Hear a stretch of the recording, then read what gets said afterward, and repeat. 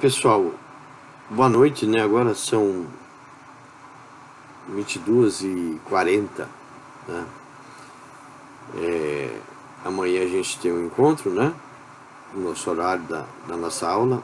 Eu espero que vocês estejam bem, apesar dessa reclusão, né, forçada que a gente está vivendo.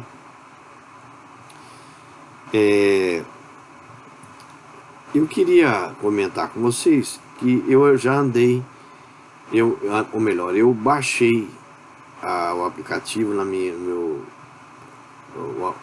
computador, a plataforma Teams. Já está baixada, as minhas disciplinas já estão lá. No entanto, eu tenho uma tarefa para executar. Porque quando nós entramos em paralisação, passamos a usar o Moodle, a plataforma Moodle, que muita gente não gosta, né? Tem alunos das turmas de trabalho que não gostam. Essa plataforma já gravou tudo. As disciplinas que estavam físicas ficaram todas gravadas, com o nome dos alunos, etc. Agora a plataforma Teams, não. A plataforma Teams, ela traz a disciplina, as disciplinas estão lá, mas o professor tem que entrar em cada disciplina e colocar o nome, a matrícula, né? Tem que relacionar os alunos. Então, essa é uma tarefa que eu tenho pela frente. E eu espero que na próxima segunda-feira, se der, né, nós já possamos entrar na plataforma Teams para interagirmos, né, e ver se melhora, inclusive, a nossa produção, né, em matérias de aula, de conteúdo, tá bom? Eu espero que vocês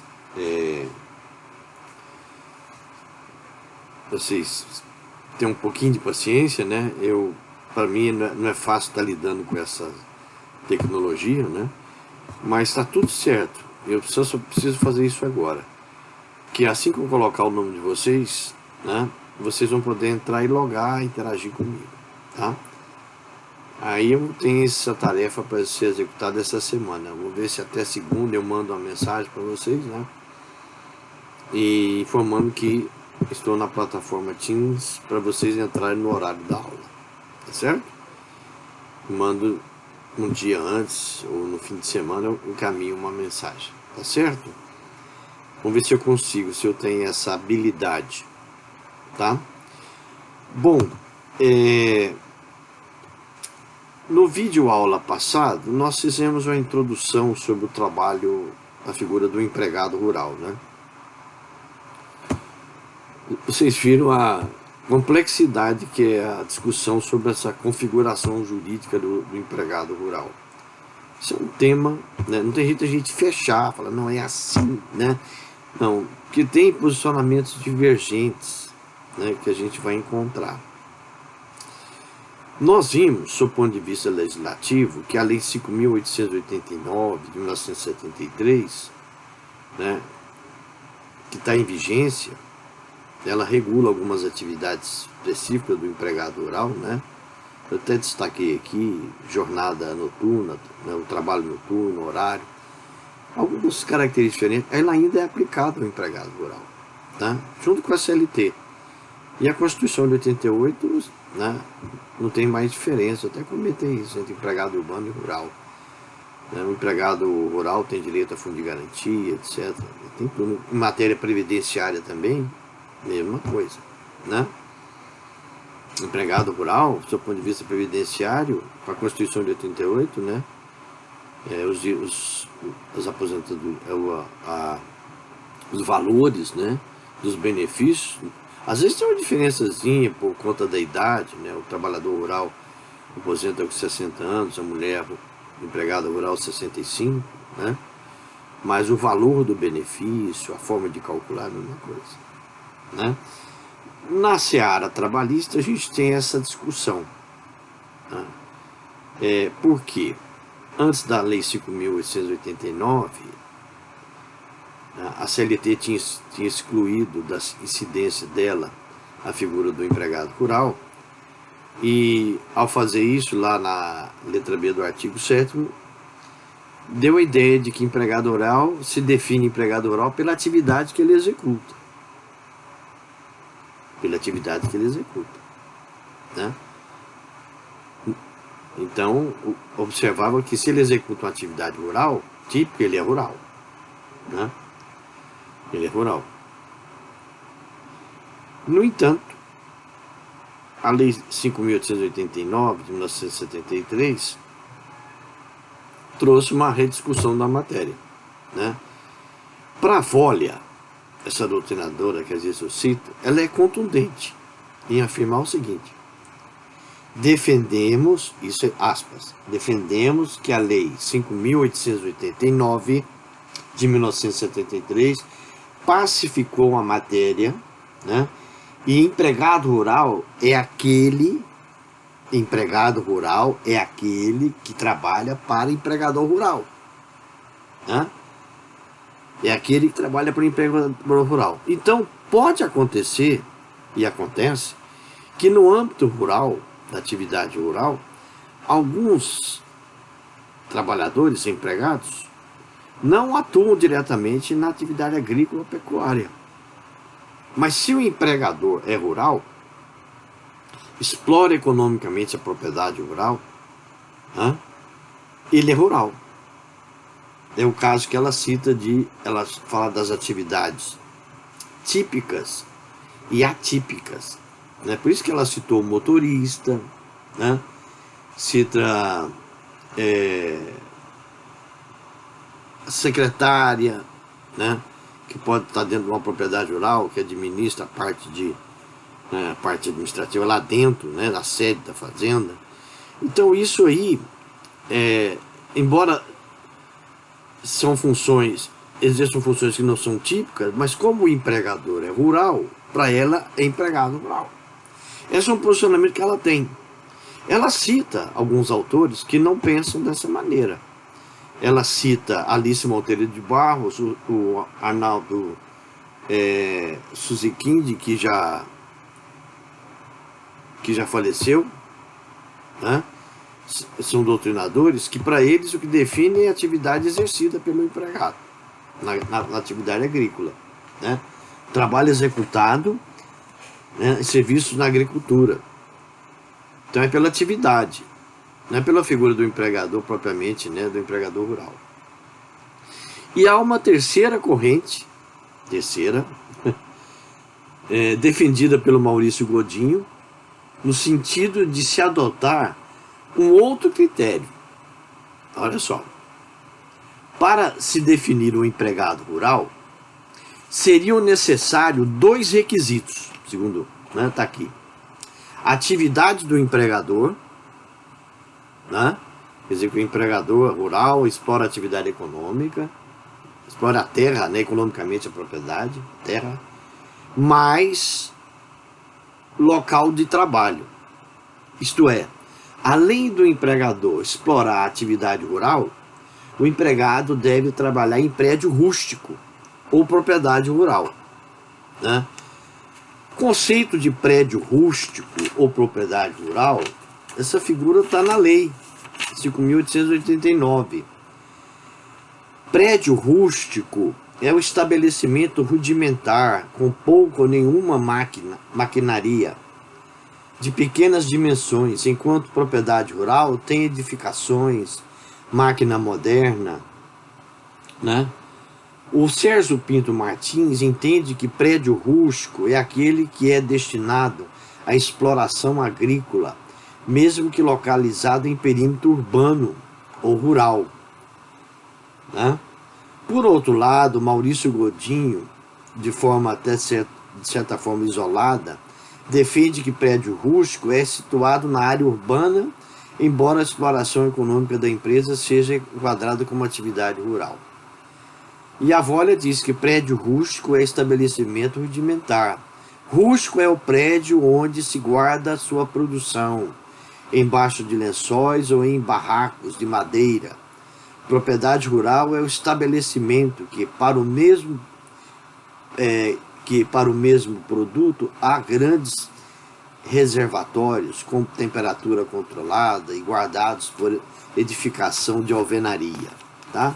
Então é um local onde se produz, né, na atividade produtiva na área que explora, né, de exploração econômica da terra, né? Então isso é um conceito de prédio rústico, certo? Bom, então nós falamos dessa divergência aqui, né? Que não é fácil, a doutrina, a jurisprudência vai permeando, né? Toda essa, de vez em quando ela reflete um posicionamento ou outro, né? E a gente não pode também ter a pretensão de dizer que isso está fechado, né? Que é uma questão já definida, que não tem... nós não podemos ser conclusivos no sentido de afirmar qual a posição mais correta, né? E um outro ponto, para a gente tentar ir já fechando essa parte do empregado rural, bom, antes é importante lembrar, né? Aqui me veio uma lembrança. Então, qual é o posicionamento que se tem? É lembrar que o que a gente pode fechar nesse tópico? É lembrar que a Lei 5.889, de 1973, né, ela no artigo 2º, isso aqui é importante, né? No artigo 2º, ela diz, né, de forma contundente, aqui no artigo 2º, deixa eu pegar aqui para vocês,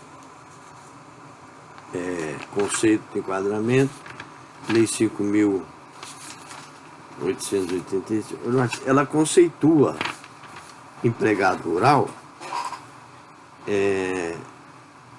empregado rural, olha só, artigo 2º da Lei 5.889, de 1973, empregado rural é toda pessoa física que, em propriedade rural ou prédio rústico, nós vimos o que é prédio rústico, na propriedade rural, presta serviços de natureza não eventual a empregador rural, sob a dependência deste e mediante salário. Então, para essa corrente que a Volha adota, né, que se define um empregado rural pelo empregador rural, não importando muitas vezes se o empregado executa um serviço típico de atividade agrícola ou pecuária, né?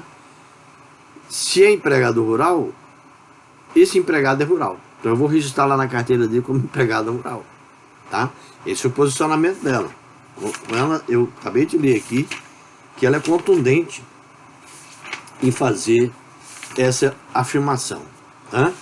E depois ela traz os posicionamentos divergentes. Ela cita aqui o Maurício, né? Para o Maurício tem que haver, eu mencionei aqui, né? Além do empregador explorar a atividade rural, o empregado deve trabalhar em prédio rústico. São requisitos que ele entende serem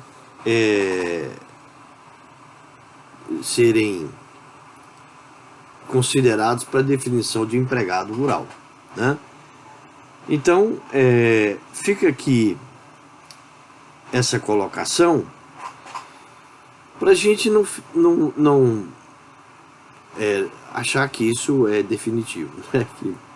Mas alguns caminhos é que nós estamos tentando destacar, que a gente pode perfilhar, pode seguir para encontrar, né, um enquadramento mais claro. Essa posição da Volha tem entendimento jurisprudencial que acompanha esse posicionamento dela, esse entendimento dela, né? Uma outra questão importante, nós falamos do empregado rural, né? Mas não podemos esquecer também que aí são elementos subjetivos, né, desse contrato, contrato de trabalho rural, de empregado rural, contrato de empregado, contrato de trabalho, né, envolvendo o empregado rural, de conceituar o empregador rural. Então nós vimos a figura do empregado rural, tanto que ela é polêmica, né, das atividades atípicas, típicas e atípicas, né? Atividade atípica é aquela que é exercida no campo, na agricultura, na pecuária. Atípica é aquela que, embora esteja dentro de uma propriedade rural, a pessoa é o empregador rural, mas ela não executa essa atividade rural. Ela faz uma outra função. Né?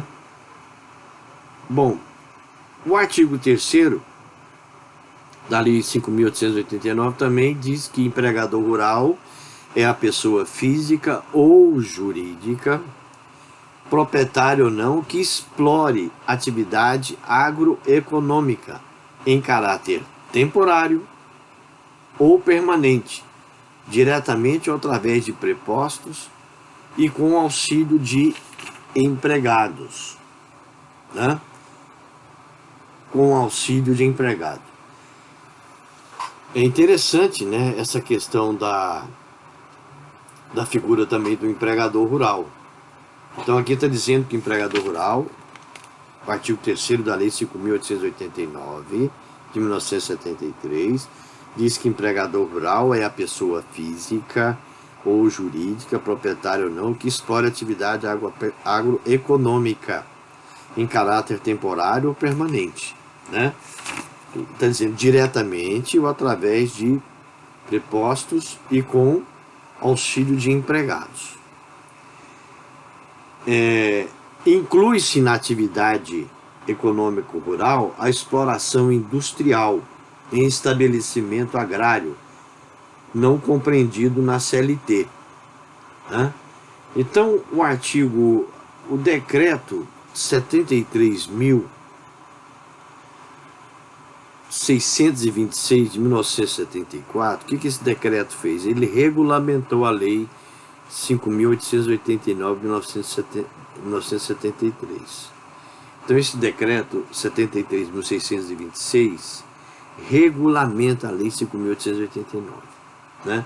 No artigo 2º, parágrafo 4º, ele elucida melhor a questão nessa definição do empregador rural, porque na atividade, no agronegócio, muitas atividades que estão dentro do agronegócio, elas têm atividades de natureza industrial. Então, se eu pego um produto rural in natura e transformo ele no produto industrial,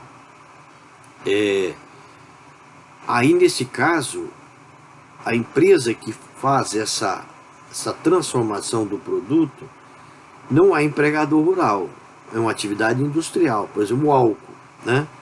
Você transformar a cana, que é um produto in natura, tirar da cana e fazer um processo de industrialização, né, extrair e produzir o álcool, isso é um processo de industrialização. Tá? Então, a usina de álcool, por exemplo, no caso, né, que transforma, que já é esse produto industrializado, não é empregador rural. Tá? E aí esse decreto traz uma informação importante, né, sobre esse detalhe, porque se o produto rural ele sofreu uma modificação num processo, aí já é um processo de industrialização, né? Diz assim, isso aqui é importante, gente, porque de certa forma vai dar um norte, né? Diz assim o parágrafo 4º: considera-se como exploração industrial em estabelecimento agrário, para os fins do parágrafo anterior, as atividades que compreendem o primeiro tratamento de produtos agrários in natura, sem transformá-los em sua natureza, tais como o beneficiamento, né, a primeira modificação, o preparo dos produtos agropecuários, hortigranjeiros, das matérias-primas, né, de origem animal, vegetal, para posterior venda ou industrialização. Às vezes um pequeno beneficiamento, né, sem mudar a natureza do produto rural, ainda é uma atividade, né, rural, né?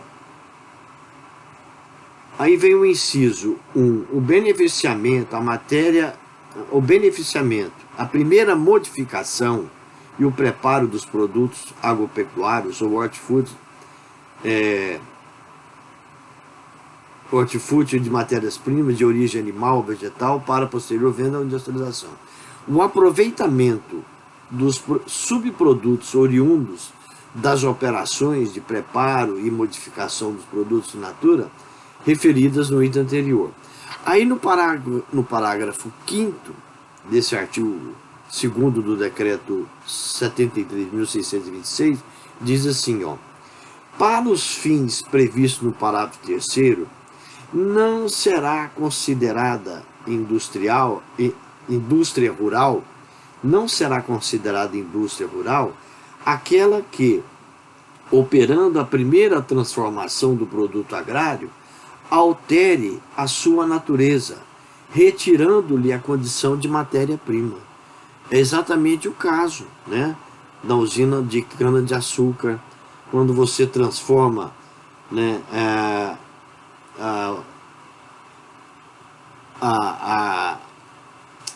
como é que fala, a cana, o caldo da cana, né, a produção você tira a cachaça, né, transforma a cana em cachaça. Quando você transforma a cana em cachaça, né, é um produto industrializado. Quando você vem na garrafinha lá, a cachaça, né, já é um produto.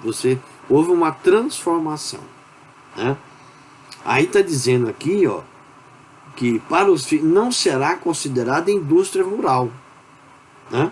Então a transformação da matéria-prima em sua aparência ou qualidade é o principal processo de industrialização, né, de um produto, certo? Dessa forma, o beneficiamento, a embalagem, o ensacamento, o recondicionamento, o descaroçamento, a pasteurização, o resfriamento, a fermentação, a secagem, o seccionamento, o abate, o corte, são considerados atividades rurais.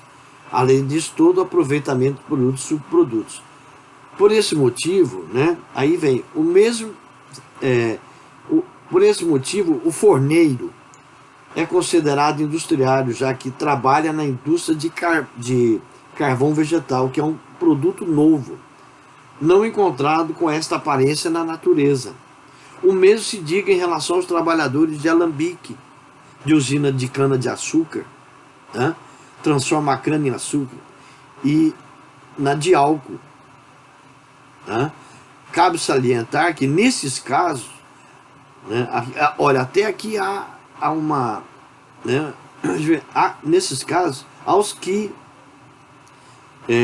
há quem defenda que os que trabalham em corte de árvore, cultivo, plantio ou corte da cana são rurais, e os que trabalham na usina são industriários, né? Na verdade, o que determina o enquadramento do empregador rural, assim como do trabalhador, é a atividade preponderante da empresa agroindustrial, independentemente da atividade do empregado, tá? Então tá aqui, nós percebemos, nessa análise que eu fiz com vocês, que não é fácil. Nós estamos numa seara de enquadramento, tanto do empregado rural quanto do empregador, essas divergências, né? Dada exatamente a própria natureza, a forma como, né, o trabalho é executado. E o agronegócio, ele tem, né, ele inicia com a fase primária de produção, uma fase terciária, depois uma fase intermediária, terciária, né? A próprio álcool, por exemplo, o processo que ele passa, plantio da cana, depois a transformação, né? Você extrai um produto in natura e transforma no produto para consumo, né, industrializado. Então esse processo aí é complicado, né? A princípio não nós estamos falando aqui do empregador rural, né? que já a indústria que produz, que já transforma o produto, isso aqui é uma atividade industrial. Então não é empregador rural, né? Não é a princípio, né? Não é empregador rural. Então tem essas pequenas observações a serem feitas, né? Existe também uma outra situação que a gente não pode esquecer, é do chamado consórcio de empregadores rurais. O consórcio de empregadores rurais, ele foi criado, é interessante, não por uma legislação destinada à CLT, né? Foi uma legislação previdenciária. O que é o consórcio de empregadores, consórcio de empregadores rurais? O consórcio de empregador, aqui a Volha diz: atualmente se aceita que o trabalhador rural esteja subordinado a um consórcio, um condomínio de empregadores, né? Situação que foi disciplinada pela portaria 1964, mas na verdade quem criou a figura dos consórcios de empregadores rurais foi exatamente a Lei 8.212 de 1991, no artigo 25A, né? Segundo a Alice Monteiro, o Ministério Público do Trabalho apoia essa situação como uma boa opção de flexibilização da trabalhista, né, sem que acarrete uma condição precária do trabalhador. De acordo com o artigo 1º, parágrafo único, né, considera-se consórcio de empregador rural a união de produtores rurais, pessoas físicas, com finalidade única, né, de contratar empregado. A finalidade da lei foi a de diminuir a informalidade do trabalho do campo, estimulando a reunião de empregadores rurais para dividirem o mesmo empregado, né? Um deles é escolhido para representar o grupo e assinar a carteira de trabalho. Todos devem efetuar um pacto de solidariedade para a responsabilidade comum pelas dívidas trabalhistas e fiscais na forma do artigo 3º, né, da portaria, e também da lei do artigo 25 da Lei 8.212 de 1991, artigo 25A. Então, gente, fica aí essa referência aos chamados consórcio de empregadores rurais, criado pela Lei 8.212.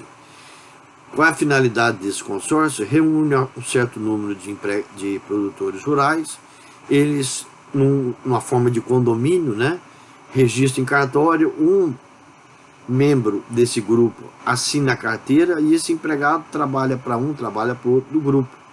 Mas eles são responsáveis solidariamente pelas dívidas trabalhistas, né? Responsabilidade solidária. É uma figura interessante, foi criada, né? Está em vigência, tá até hoje, não foi alterada, tá? Consórcio de empregadores rurais.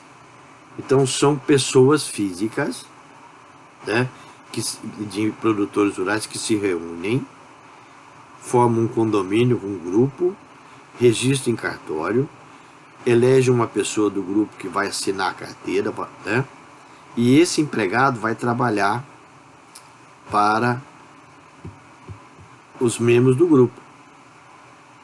Os membros do grupo. Não existe dois contratos, é um contrato só, né?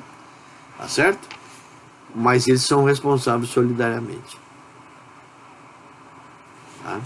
Consórcio de empregadores rurais. Então gravem bem essa colocação, né?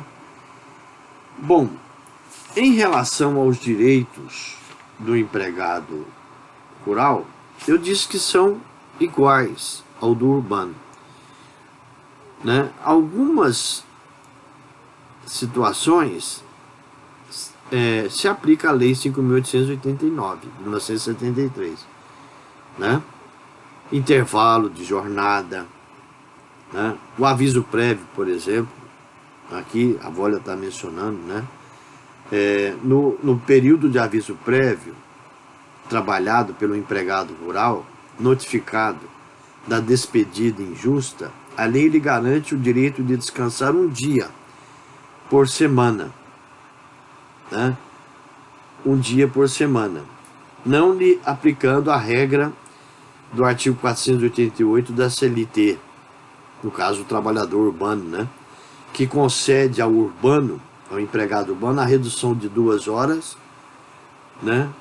Por um dia ou de 7 dias consecutivos, quando o trabalhador é notificado da dispensa sem justa causa. Então há uma diferença aqui, né? Urbano 2 dias, né?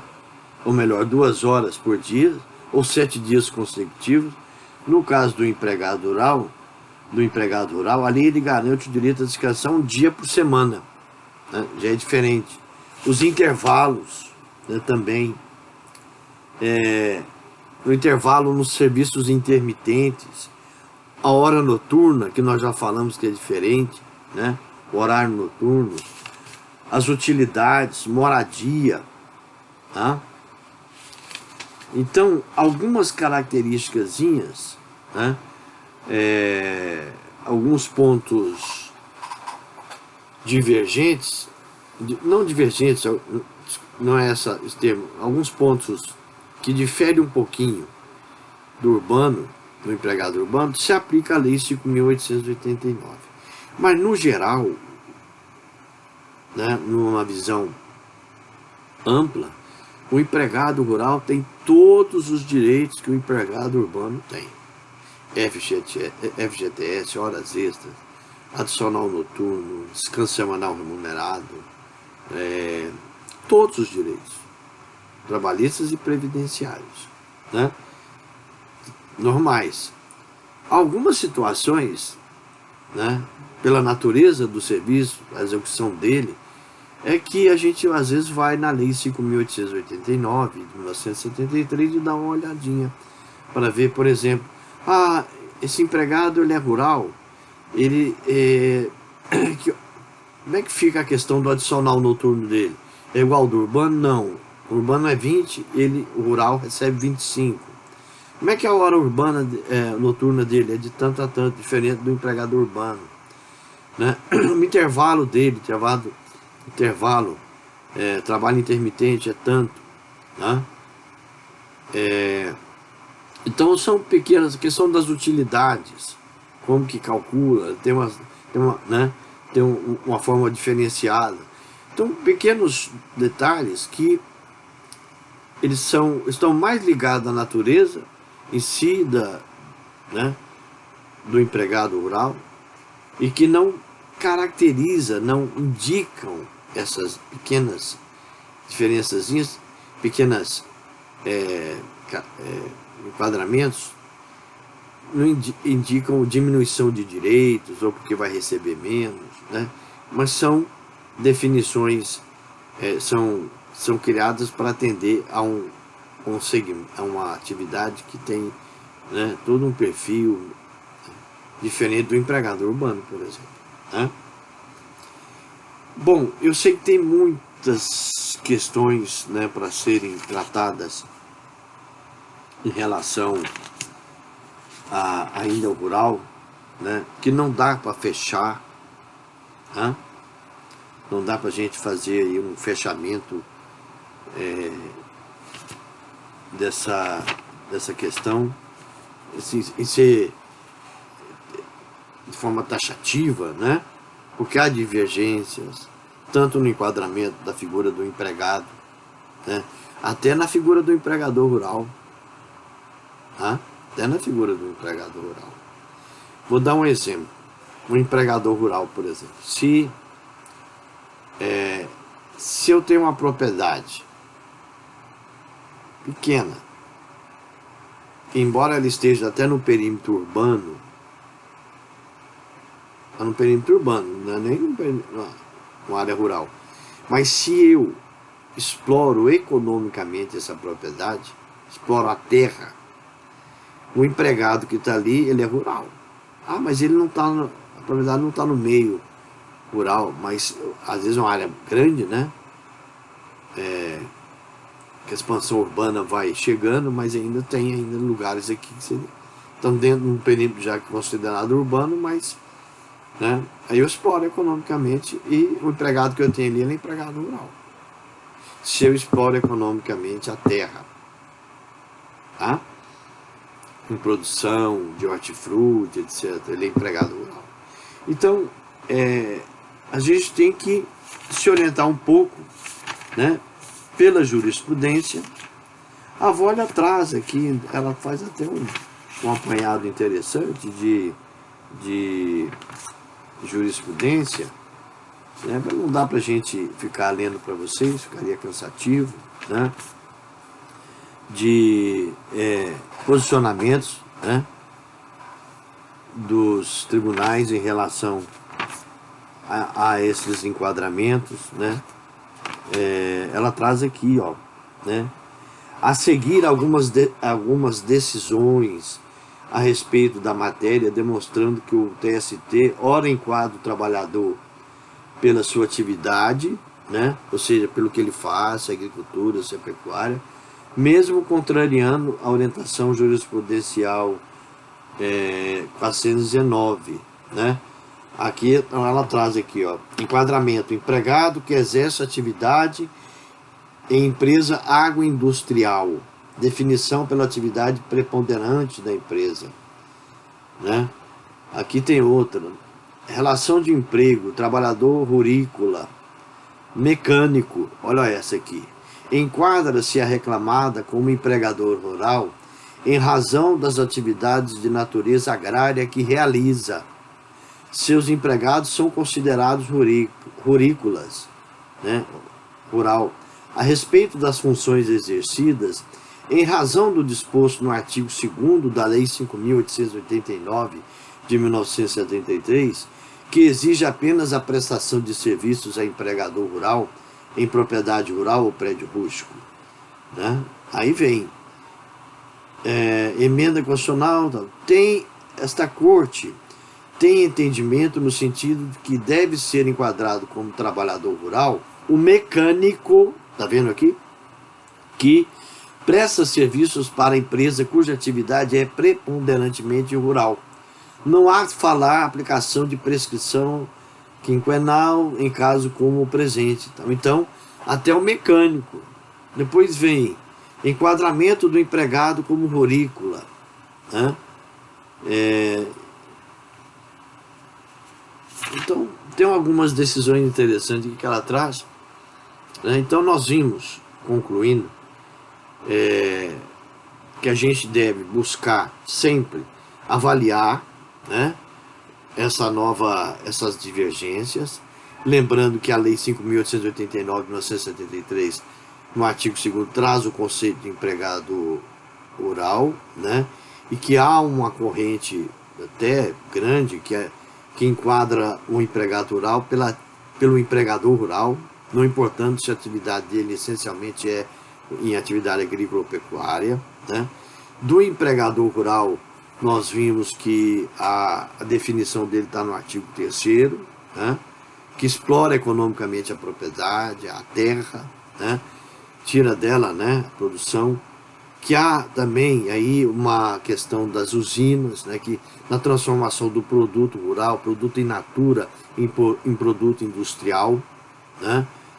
Então, essa cadeia produtiva, aí eu citei o decreto que regulamentou a Lei 5.889, né?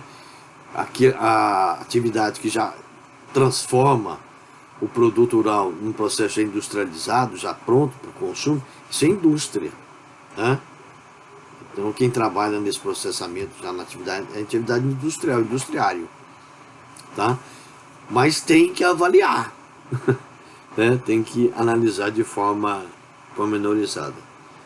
Então, eu não quero fechar, ficou cansativo, né? Assim, está um pouco já longa. Eu não vou falar hoje de teletrabalho, porque eu quis concluir nessa parte do rural, A gente ainda vai comentar um pouco, pode até colocar uma questão no fórum aí de debate depois, né, quando a gente, na plataforma Teams, a gente pode abrir uma discussão sobre isso, né? Mas lembrando, vocês vão nunca esquecer do que eu falei, né? Que é um campo de difícil, né, análise, né? Afigura os sujeitos, né, do contrato de trabalho quando trata-se de empregado rural, né? Da figura do empregado rural, da figura do empregador rural, tá? Em decorrência dessa riqueza, né, que é a própria o exercício o trabalho, né, em atividade agrícola, e principalmente do agronegócio, que cresceu muito, né, transformando os produtos in natura já num produto industrializado. Nós vivemos num estado riquíssimo, né, que o agronegócio cresceu demais. Por exemplo, o curtume, né, você tira o couro, né, do gado e beneficia, né, vai fazer sapato, vai fazer bolsa, né? E aí, isso é um processo, quer dizer, retirada, né? O frigorífico, por exemplo, compra o gado, ele aproveita tudo, né? Inclusive essa parte do couro vende para o setor, né, de beneficiamento e industrialização. Então é muita coisa, né? Lembrando, vocês vão lembrar, não, nesse campo aqui eu vou devagar, eu vou ver que tipo, né? É um motorista, ele trabalha numa propriedade rural, né? Vou analisar, tá? É um mecânico, né? E aí, né? É uma empresa assim, que embora a indústria, parece que a indústria não, é um beneficiamento, né, ou só faz um beneficiamento, não tem um processo de industrialização, aí ser empregado é rural ou não, né? Então, e norteando pela jurisprudência, norteando pelo um posicionamento doutrinário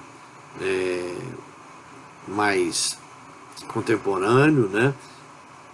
É isso que eu quero que vocês lembrem, né? Que a gente está numa seara difícil, né, para fazer o enquadramento, tá bom? Então a gente se vê amanhã, eu vou gravar esse vídeo e amanhã no chat a gente conversa um pouco. Não vou falar hoje de teletrabalho, né, nós estamos já cansados, vocês vão cansar também de me ouvir, né? Certo? Uma boa noite, um abraço a todos.